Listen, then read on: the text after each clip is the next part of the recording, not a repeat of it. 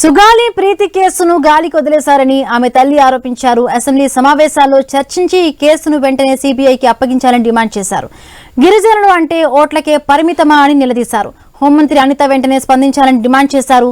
త్వరలోనే గవర్నర్ను కలిసి వినతి పత్రం అందజేస్తామని తెలిపారు.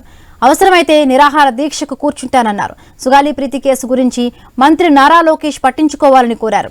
మంగళగిరి జనసేన పార్టీ కార్యాలయం వద్ద నిరాహార దీక్షకు కూర్చుంటారని ప్రీతి తల్లి హెచ్చరించారు. సుగాలి ప్రీతి కేసు జరిగిన అన్యాయంపై డిజిటల్ క్యాంపెయిన్ కూడా మేము చేయదలుచుకున్నాము. ఆ డిజిటల్ క్యాంపెయిన్ కి సూచననే ఈ బ్యానర్.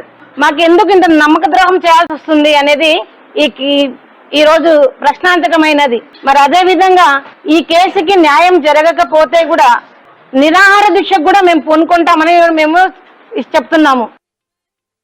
పోరాట యోధుడు మన గిరిజన కుటుంబానికి ఎందుకు న్యాయం జరగక ఉంది, ఎందుకు న్యాయం చేస్తలేరంటే ఒక దళితులు ఏమైనా కూడా నష్టపరిహారాలు, ఒక 10 లక్షలు 5 ఎకరాల భూమి ఆ కుటుంబాన్ని ఓదార్తుందా, ఆ పిల్లలకు ఓదార్పునిస్తుందా? ఆ పిల్ల ఈ రోజు కలెక్టర్, ఓ డాక్టర్ కావాల్సిన అమ్మాయి ఈ రోజు ఎంతమంది చేతిలో మానభంగానికి, అత్యాచారానికి గురైంది. పోరాట యువత